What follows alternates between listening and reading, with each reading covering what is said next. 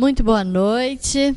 É com alegria que mais uma vez que nos encontramos. Hoje já o primeiro domingo de julho, segundo semestre. Ó, tempo está correndo, né? Então vamos aproveitar cada oportunidade para assimilar essa doutrina de renovação, né?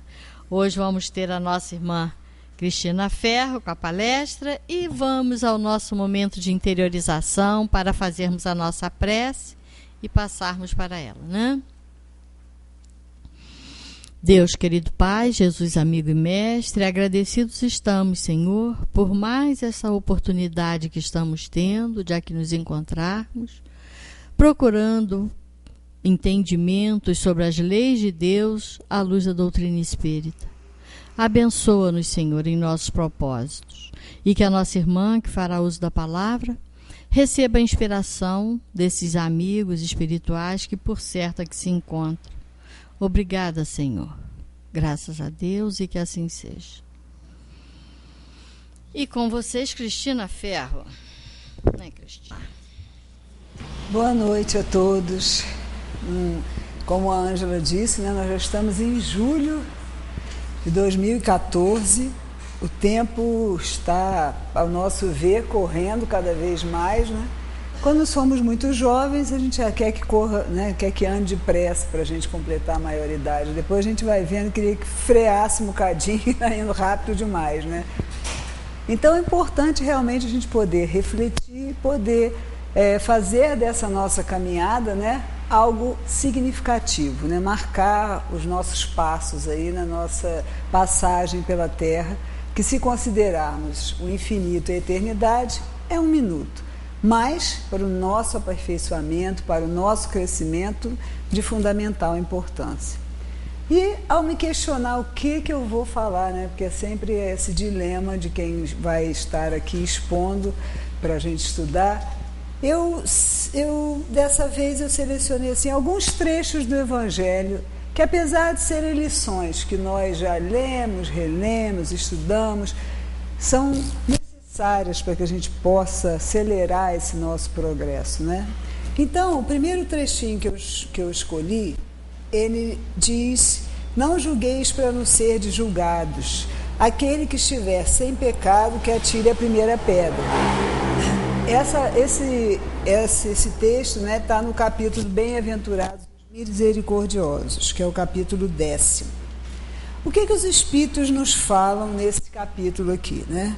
Primeiro, eles citam uma passagem de Mateus, onde Jesus disse: não julgueis, pois, para não serdes julgados, porque com o juízo que julgardes os outros, sereis julgados.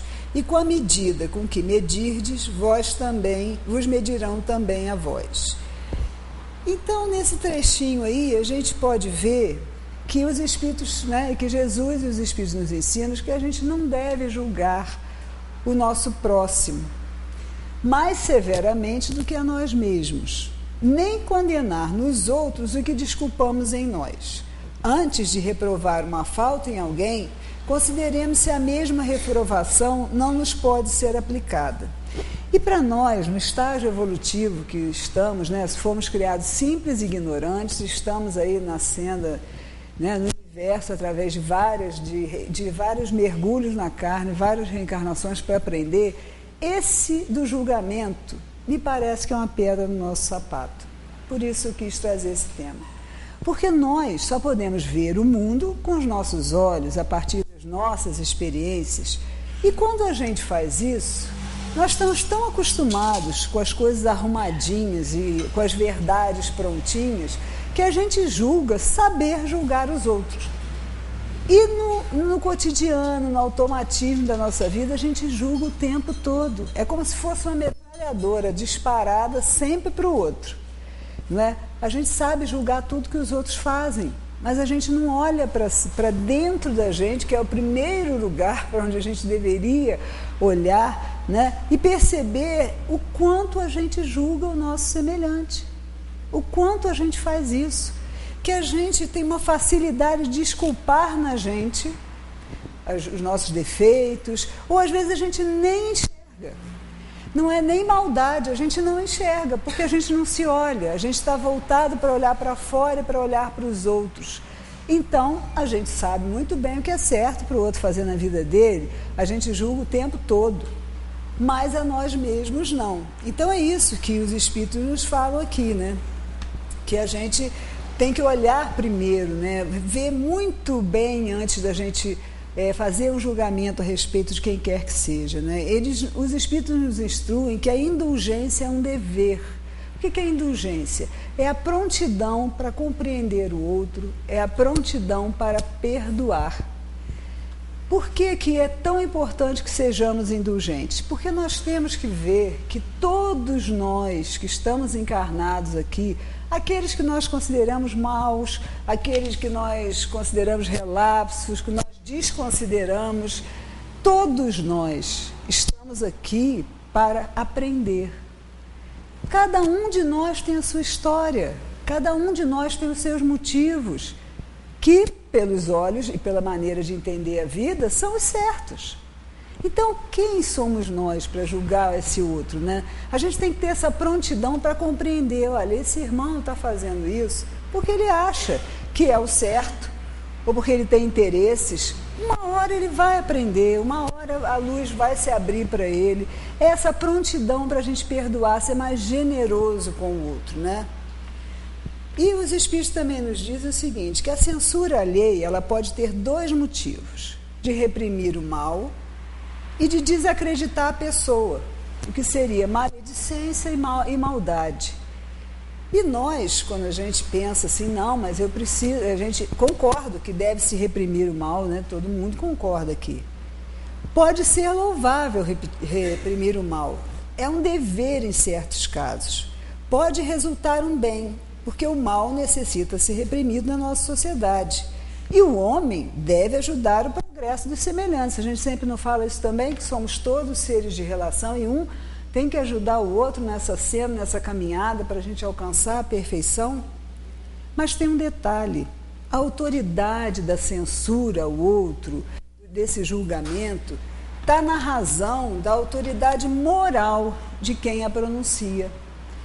Então, para a gente poder falar alguma coisa de alguém, tem que ter essa autoridade moral. Não é? A consciência íntima nossa recusa qualquer respeito e toda submissão voluntária àquele que, investido de algum poder, viola as leis e os princípios que está encarregado de aplicar. São exatamente essas palavras que nós temos aqui no Evangelho.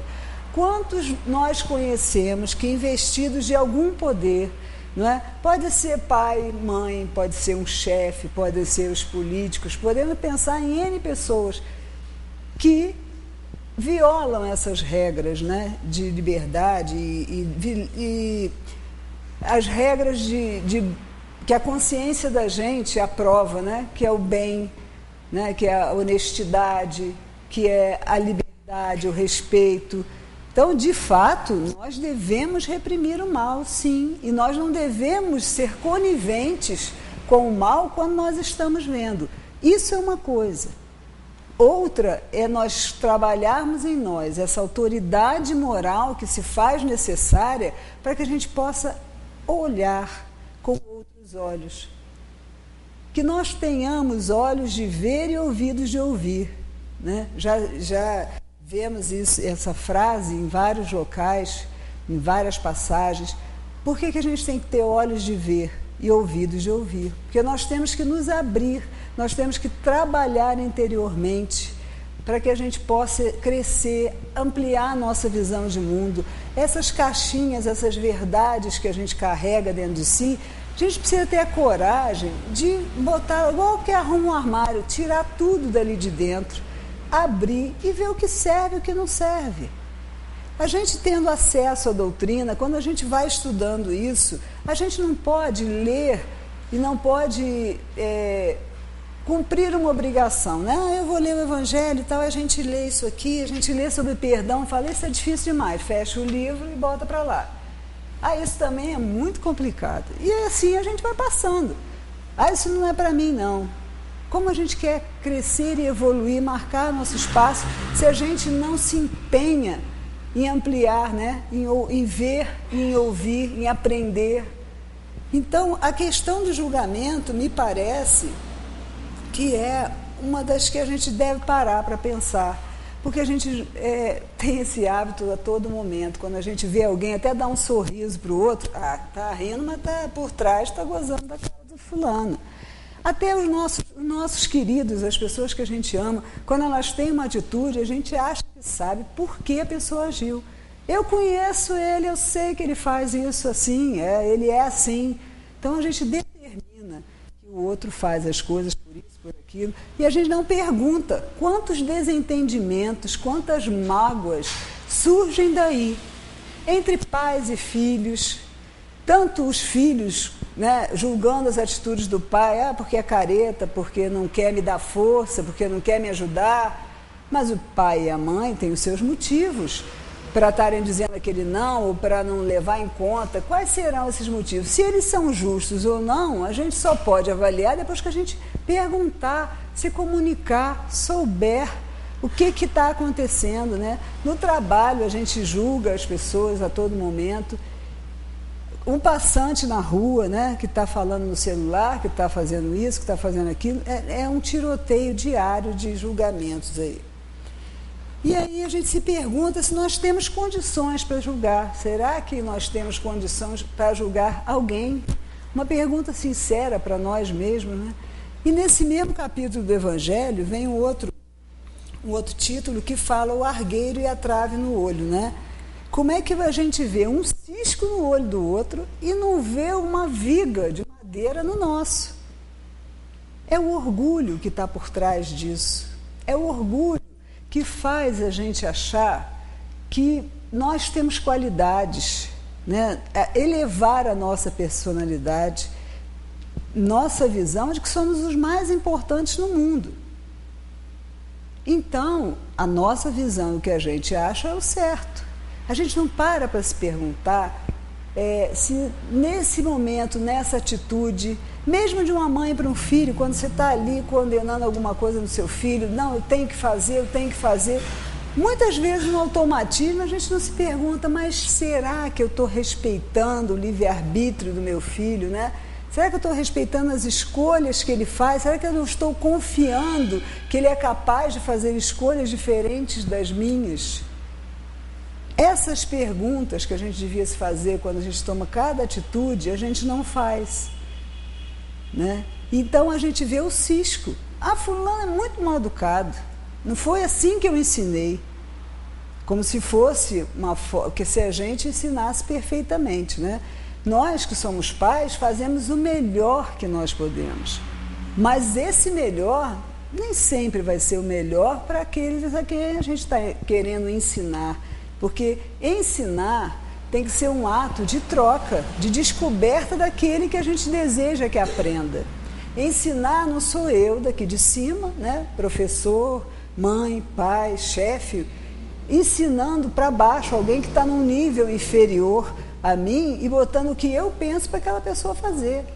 Educar é você dar condições para aquele ser que te foi confiado, se você é pai e mãe, numa escola, num trabalho, aquele ser que está ali se relacionando com você, crescer, ser autônomo, se descobrir e tomar suas próprias decisões de acordo com os valores que a gente deve permear, né, a nossa vida.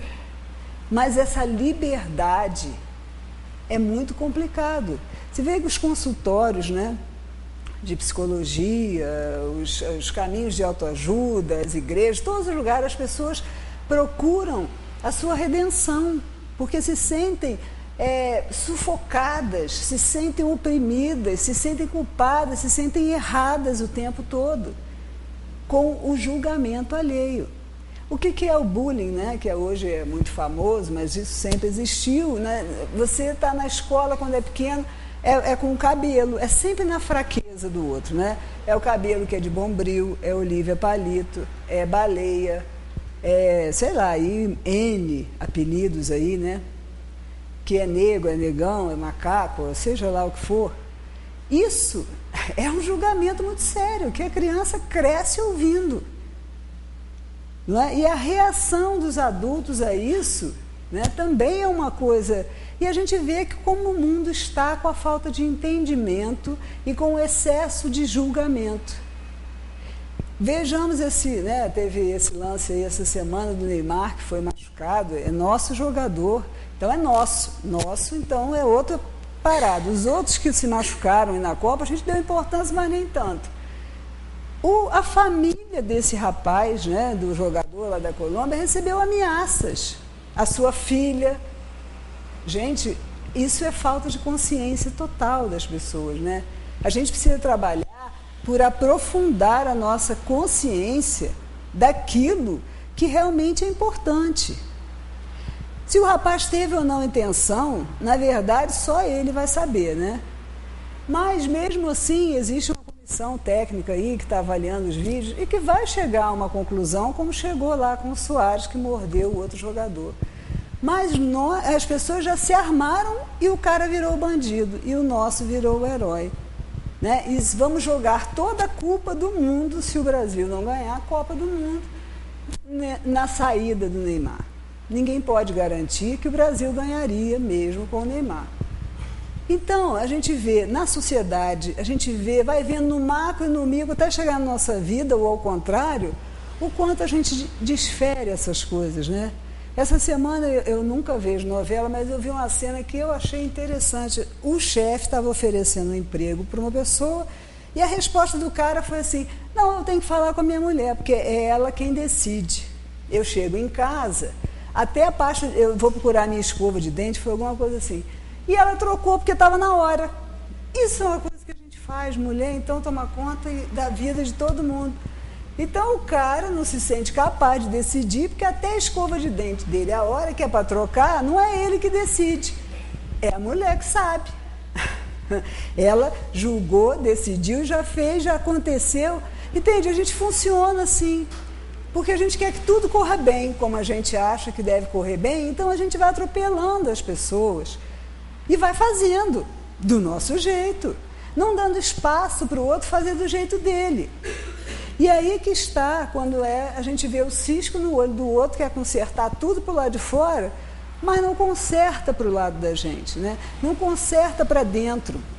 Será que eu estou certa mesmo em agir assim? Será que eu tenho direito, né, até de tomar conta de tudo e de todo mundo? E querer que todo mundo faça do meu jeito? E sair atirando julgamentos para todos os lados, né? Então, o Espiritismo, né, tem tesouros que fazem a gente parar, sabe? E se olhar e pensar, poxa, os Espíritos estão me indicando isso aqui, estão me dizendo isso. Se está aqui e se eu estou encarnado, estou nesse planeta, é porque eu sou capaz. Eu tenho que achar uma forma de tentar fazer isso. Eu tenho que achar uma forma de conseguir me aperfeiçoar, de conseguir ser melhor. Se eu ficar no automático, no piloto automático, eu não vou passar pela encarnação e não vai acontecer nada. Ou muito pouco. Agora, se eu começar a trabalhar a minha consciência, a minha atenção dos meus atos, das coisas que eu faço, estar atento e assim, realmente desnudo, né? Querendo me conhecer, até rindo de mim quando eu descobri que não sou tão bonzinho quanto eu parecia ou quanto eu pensava que era, sabe? Com uma certa leveza, se for possível, né? Mas não é para ficar sofrendo horrores, se culpando e dando chibatada em si mesmo, mas para poder tentar mudar. A gente só pode mudar a partir do momento que a gente vê de maneira diferente as nossas atitudes, né? Porque a gente se vê ainda assim se protegendo, como se a gente fosse muito bonzinho. Eu achei um texto que eu achei muito interessante, trouxe para a gente ver, e está associado a essa imagem aí, que é de uma árvore, né? Então, aprendendo com um pé de pera. Um homem, ele tinha 4 filhos. Ele queria que seus filhos aprendessem a não ter pressa quando fizessem seus julgamentos. Por isso, convidou cada um deles para fazer uma viagem e observar uma pereira plantada num local distante. O primeiro filho chegou lá no inverno, o segundo na primavera. o terceiro no verão e o caçula no outono. Quando eles retornaram, o pai os reuniu e pediu que contassem o que eles tinham visto. O primeiro, que chegou lá no inverno, disse que a árvore era feia e acrescentou: além de feia, ela é seca e retorcida. O segundo, que chegou lá na primavera, disse que aquilo não era verdade. Contou que ele encontrou uma árvore cheia de botões e carregada de promessas. O terceiro, que chegou no verão, disse que ela estava coberta de flores, que tinham um cheiro tão doce e eram tão bonitas, que ele arriscaria dizer que eram a coisa mais graciosa que ele jamais tinha visto. E o último filho, que chegou no outono, disse que a árvore estava carregada e arqueada, cheia de frutas, vidas e promessas. O pai, então, explicou a seus filhos que todos eles estavam certos, porque eles haviam visto apenas uma estação da vida da árvore. Ele disse que não se pode julgar uma árvore ou uma pessoa por apenas uma estação. Então, aos nossos olhos, diante da vida do nosso semelhante, é apenas uma estação. Nós precisamos sair, né, tirar o foco do mesmo plano para que a gente possa vislumbrar esse todo. Talvez não possamos fazer isso nessa encarnação. Então, justamente por isso, não temos esse direito nem de julgar o outro, nem de julgar a nós mesmos, tão severamente, né? Porque cada um tem os seus motivos. E porque no nosso estágio evolutivo ainda não nos permite ter essa visão do todo, né? E o Espiritismo nos ajuda a ampliar a nossa visão. Nesse capítulo aqui, o que a gente aprendeu? Que é muito importante o conhecimento de nós mesmos, para a gente poder ver com outros olhos, ver de uma outra forma, combater esse orgulho, que é um dos sentimentos que Jesus mais se preocupou em combater, porque o orgulho e o egoísmo estão na base de todos os males, porque faz com que os nossos interesses pessoais estejam à frente de qualquer coisa. Não nos faz ver como igual a outros, né? Os nossos julgamentos e a indulgência e o perdão das ofensas. Perdão das ofensas, então, é uma coisa que a gente corre, porque a gente acha que é difícil demais, né? E os Espíritos nos falam aqui, quando falam de perdão: quando perdoardes os vossos irmãos, não vos contenteis com estender o véu do esquecimento sobre as suas faltas. Esse véu é quase sempre muito transparente aos vossos olhos. Acrescentai o amor ao vosso perdão, fazendo por ele o que pedis a vosso Pai Celeste que faça por vós. Substituí a cólera que mancha pelo amor que purifica. E, de fato, eles têm razão, eles conhecem a gente, né? Porque nós, vou esquecer o que a pessoa fez comigo.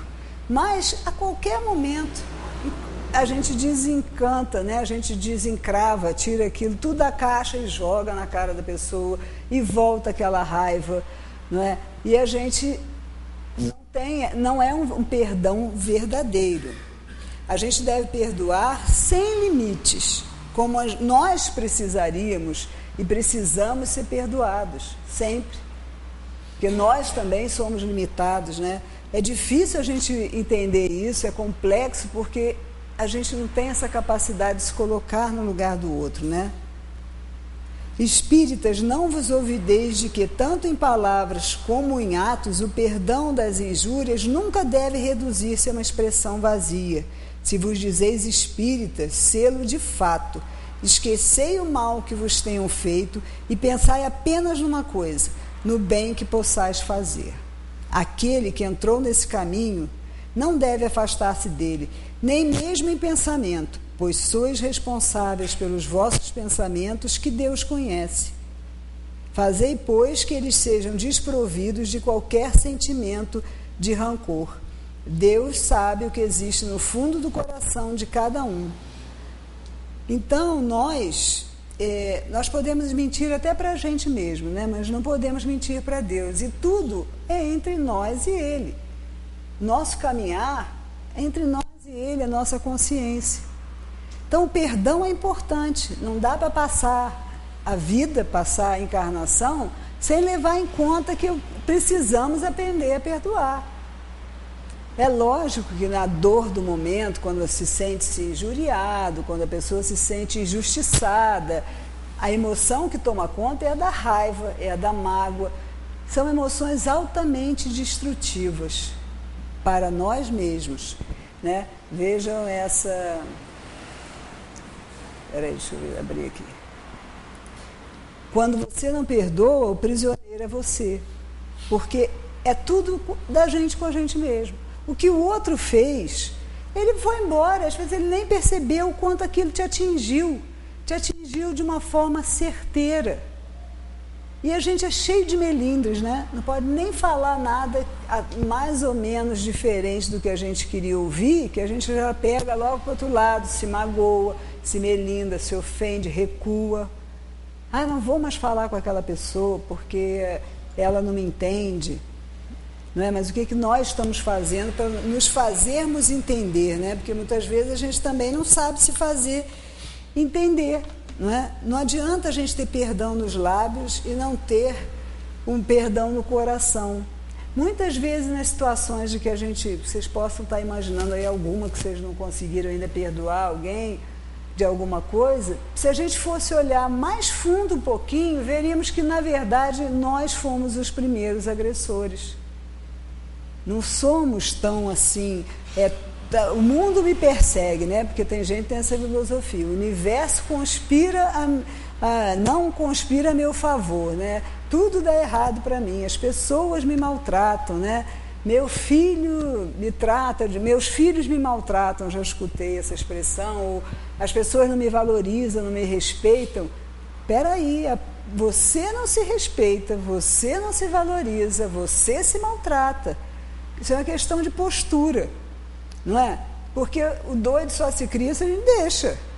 Não é no grito, não é isso. Não estou defendendo aqui que ninguém... Mas a gente precisa conhecer-nos e amar-nos. Né? Jesus também não dizia, amai ao próximo como a ti mesmo?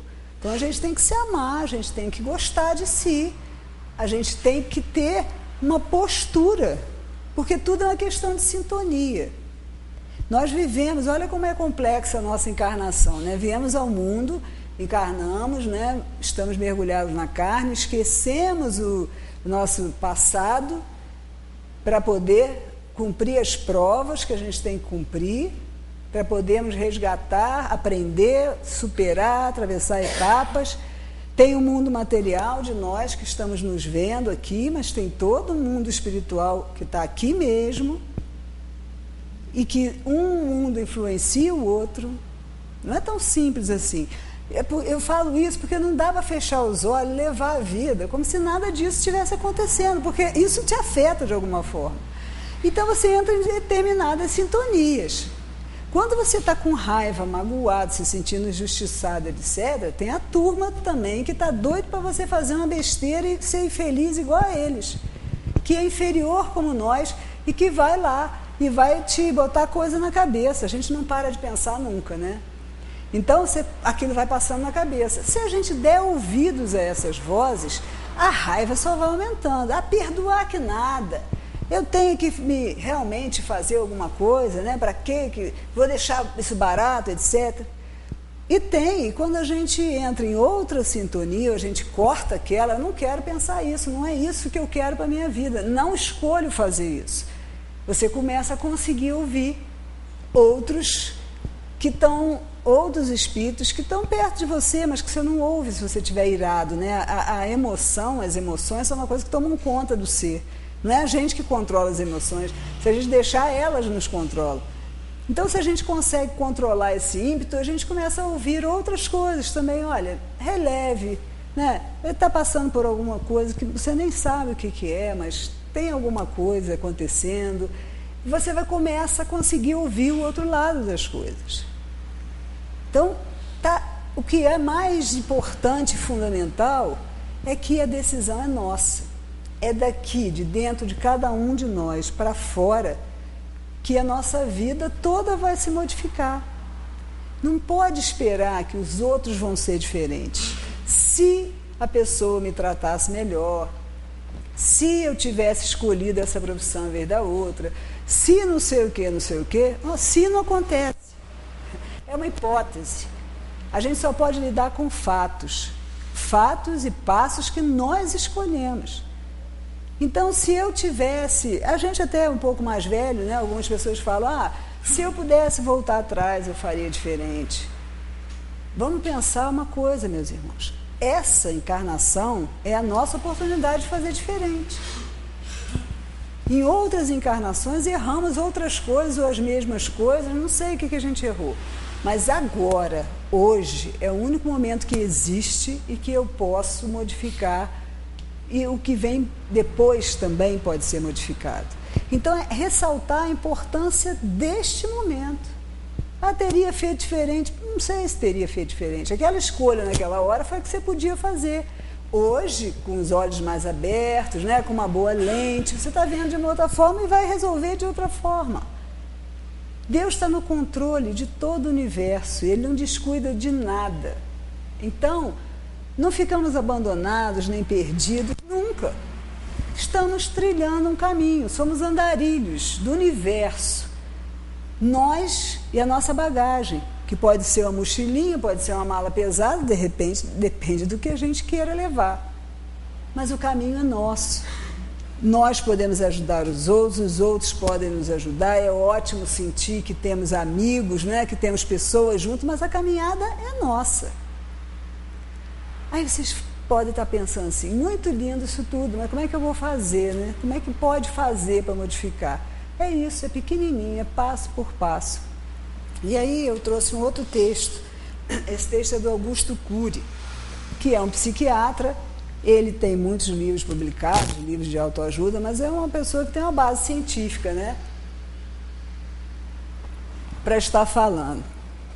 Então ele fala, eu achei esse livro do Código da Inteligência, tá? É um trecho que está lá nesse livro. Pensar antes de reagir é uma das ferramentas mais nobres do ser humano nas relações interpessoais. Nos primeiros 30 segundos de tensão, cometemos os maiores erros de nossa vida. Falamos palavras e temos gestos diante das pessoas que amamos que jamais deveríamos expressar. Neste rápido intervalo de tempo, somos controlados pelas zonas de conflito, impedindo o acesso de informações que nos subsidiariam a serenidade, a coerência intelectual e o raciocínio crítico. Um médico pode ser muito paciente com as queixas de seus pacientes, mas muitíssimo impaciente com as reclamações de seus filhos. Pensa antes de reagir diante de estranhos, mas não diante de quem ama. Não sabe fazer a oração dos sábios nos focos de tensão, o silêncio. Se vivermos debaixo da ditadura da resposta, da necessidade compulsiva de reagir quando pressionados, cometeremos erros, alguns muito graves. Só o silêncio preserva a sabedoria quando somos ameaçados, criticados, injustiçados. Cada vez as pessoas estão perdendo o prazer de silenciar, se interiorizar, refletir, meditar. O dito popular de contar até 10 antes de reagir é imaturo, não funciona. O silêncio não é se aguentar para não explodir. O silêncio é o respeito pela própria inteligência. Quem faz a oração dos sábios não é escravo do binômio bateu, levou. Quem bate no peito e diz que não leva desaforo para casa, não pensa na consequência de seus atos. Quem se orgulha de vomitar para fora tudo o que pensa, machuca quem mais deveria ser amado. Não conhece a linguagem do autocontrole. Decepções fazem parte do cardápio das melhores relações. Nesse cardápio, precisamos do tempero do silêncio para preparar o molho da tolerância. Para conviver com máquinas, não precisamos de silêncio nem da tolerância, mas com seres humanos, elas são fundamentais. Ambos são frutos nobres da arte de pensar antes de reagir. Preserva a saúde psíquica, a consciência, a tranquilidade. O silêncio e a tolerância são o vinho dos fortes. A reação impulsiva é a embriaguez dos fracos. O silêncio e a tolerância são as armas de quem pensa. É porque eu escrevi, nem eu estou entendendo minha letra. De vez em quando estou dando umas engasgadas por causa disso. São as armas de quem pensa. A reação instintiva é a arma de quem não pensa. É muito melhor ser lento no pensar do que rápido em machucar. É preferível conviver com uma pessoa simples, sem cultura acadêmica, mas tolerante, do que com um ser humano de ilibada cultura, saturada de radicalismos, egocentrismo e estrelismo. Sabedoria e tolerância não se aprendem nos bancos de uma escola, mas no traçado da existência. Ninguém é digno de maturidade se não usar suas coerências para produzi-la. Todo ser humano passa por turbulências na vida. A alguns falta o pão na mesa, a outros a alegria na alma. Uns lutam para sobreviver, outros são ricos e abastados, mas mendigam o pão da tranquilidade e da felicidade. Os milionários para a felicidade com dinheiro. Os políticos quiseram conquistá-la com poder. As celebridades quiseram seduzi-la com a sua fama, mas ela não se deixou achar. Balbuciando aos ouvidos de todos, disse: eu me escondo nas coisas simples e anônimas. Então, meus irmãos, eu achei esse texto muito interessante, porque ele nos alerta, nos abre os olhos, não é? Quando essa questão da ação e reação já serviu à humanidade, né? Quando nos seus primórdios, essa questão do instinto, da selva, da reação, era importante para sobreviver.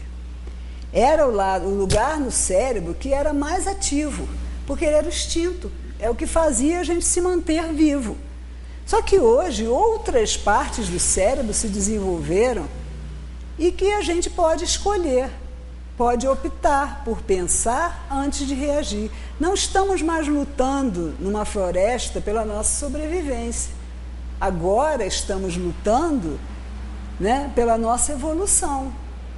As condições materiais, para muitos de nós, hoje são mais estáveis e nos permitem pensar além, né? Pensar no ser espiritual que somos.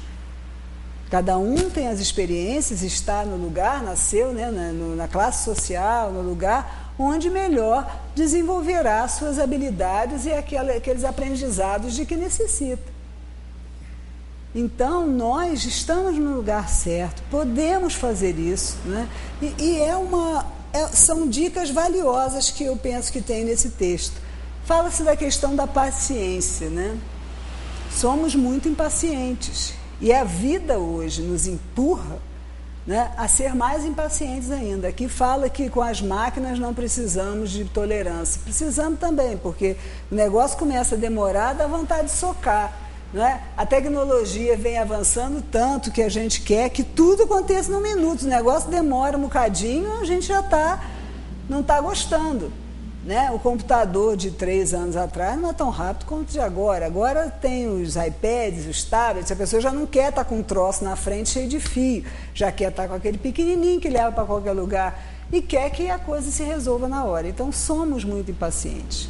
Agora, é preciso nessa questão também nos atentarmos para o seguinte: quando nós, em nossas preces ou em nossas decisões firmes, né, vamos dar esse exemplo da paciência. Quando resolvemos que vamos trabalhar a paciência. Não, eu sou muito impaciente, eu preciso trabalhar a minha impaciência, a minha intolerância. O que acontece? O que Deus, né, o universo que se move tão perfeitamente faz? Se você quer trabalhar a paciência, vão vir as situações que vão fazer você trabalhar a paciência. Não é mágica. Aí você vai ter igual matemática, para a gente aprender a fazer determinada coisa, não tem que se exercitar bastante? Pois é. Quando a gente resolve ser paciente, acontecem todas as situações que tiram a nossa paciência. que fazem a gente explodir. Parece que é uma chuva em cima da gente. Ué, mas é só assim que a gente vai aprender. Né? A gente, dá-me paciência, mas agora. Né? Eu conheço até gente que chega a falar isso. Ah, Senhor, dá-me paciência, mas é agora que eu preciso da paciência. Então, todas as vezes que nos decidirmos a mudar de algum tipo de atitude, podem esperar que uma enxurrada daquelas situações chegarão, para que a gente possa realmente estar consciente, respirar fundo, pensar e agir para ultrapassar aquilo. Quando a gente tiver aprendido a lição, param de acontecer as coisas. Ou nós paramos de botar atenção nessas coisas. Já não nos importam, já não nos magoam, já não nos afetam, então a gente deixa passar.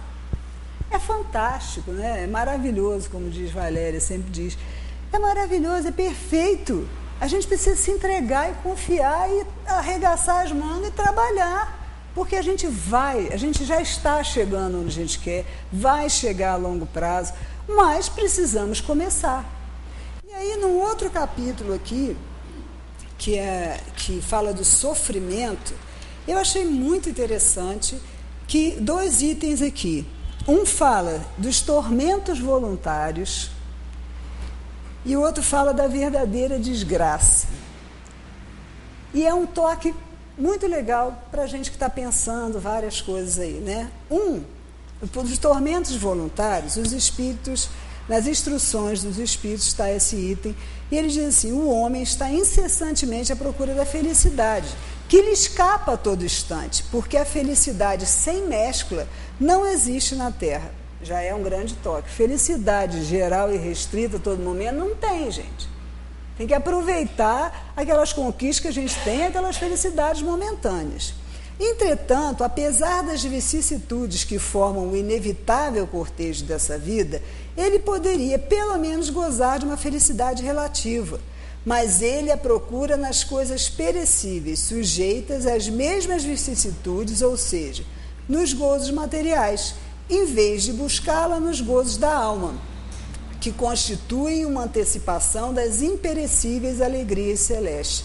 Então, outro toque, a felicidade não está nas coisas materiais, não está em conseguir, em ter, está em ser. A gente escuta isso desde criancinha, né? Mas insiste em procurar no lugar errado, não vai achar, né? Então, mais uma vez está o toque. A felicidade está nas coisas do espírito. Em vez de buscar a paz do coração, a única felicidade verdadeira neste mundo, ele procura com avidez tudo que pode agitá-lo e perturbá-lo. É verdade. Parece que falou comigo quando eu li isso. E coisa curiosa, parece criar de propósito os tormentos que só a ele cabia evitar. A gente procura e depois fala que está infeliz. A gente sabe que não é por ali, vai e quebra a cara e a gente fica triste. Vamos estar atento para o que a gente, né? Onde a gente vai buscar, botar nosso tesouro e onde a gente vai procurar. Tem uma historinha que o homem estava lá procurando uma chave, já contei isso aqui algumas vezes, é um exemplo que é tão absurdo, mas é o que a gente faz. O cara estava procurando a chave dele lá debaixo de um poste, procurando, o pessoal começou a juntar, ajudar a procurar. Mas o senhor perdeu aqui, tem certeza? Não, eu perdi na outra rua. Mas lá está escuro, eu não vou achar. Nós fazemos exatamente isso. O que está claro, iluminado, né? O que tem holofote no nosso mundo material?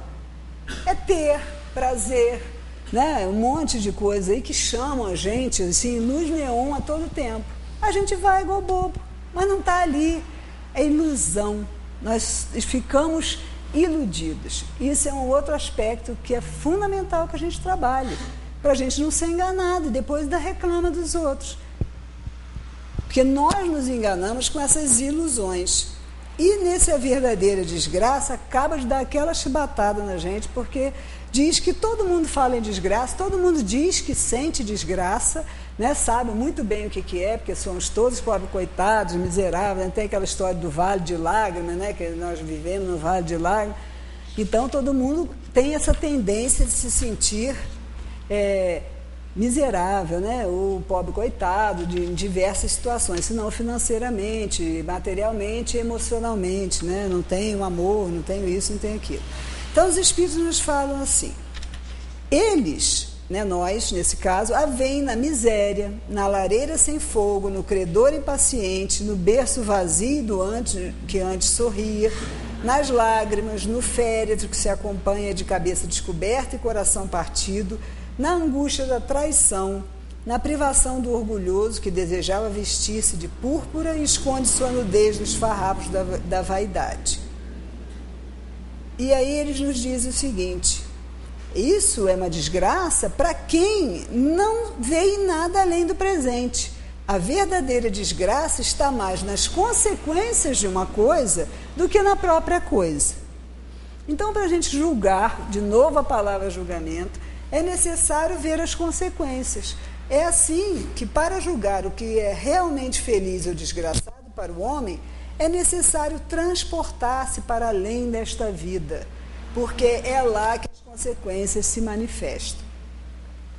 Vou revelar-vos a desgraça sob uma nova forma, sob a forma bela e florida que acolheis e desejais com todas as forças de vossas almas iludidas. A desgraça é a alegria, o prazer, a fama, a fútil inquietação, a louca satisfação da vaidade que asfixia a consciência, oprime o pensamento, confundem o homem quanto ao seu futuro. A desgraça, enfim, é o ópio do esquecimento que buscais com o mais ardente desejo. Isso é atual, isso é verdadeiro, não é? A gente julga que as pessoas que são felizes são as que não têm problema nenhum. Primeiro que são a distorção da nossa visão, porque isso não existe, né? Mas o jardim do outro é mais florido, o trabalho do outro é melhor, né? A família do outro é mais harmônica. Ah, se eu fosse filha da mãe da minha amiga, né? Se meu pai não tivesse ido embora. A gente tem todos esses desculpismos, né? Se eu fosse assim, poxa, a gente não ouviu também, vamos voltar à alusão à Copa, né? Ah, esses caras da seleção ganham milhões, eles não podem ficar tristes, eles não podem ficar nervosos, eles não podem chorar. Ué, gente, dinheiro não faz, é muito mais pressão em cima da pessoa, né? De que ele tem que ser, talvez, acima do que ele acha que ele é capaz. Sabe lá se o cara é deprimido? Então, esses julgamentos, assim, isso é uma coisa meio louca, né? Que a gente faz todo dia. E aqui os Espíritos nos puxam a orelha mesmo, dizendo que nós nos iludimos com a vida, nos iludimos com isso tudo que aparece aí, né? Com tudo que está nos holofotes, achando que é por aí que a gente tem que ir, e estamos perdendo tempo, estamos perdendo a nossa oportunidade preciosa que muitos espíritos na erraticidade aguardam para ter, porque a nossa verdadeira casa é a espiritual. Mas necessitamos, para acelerar o nosso aprendizado, para testar as nossas boas intenções, né? E assim, para a gente poder exercitar, não é provar como uma prova, para passar ou não passar, não é isso, mas para exercitar aquilo que a gente percebeu que fazia de errado e agora eu quero ser diferente, então tá, você tem a oportunidade, vai encarnar, você vai ter a sua oportunidade de mostrar e de exercitar e realmente consolidar seu aprendizado.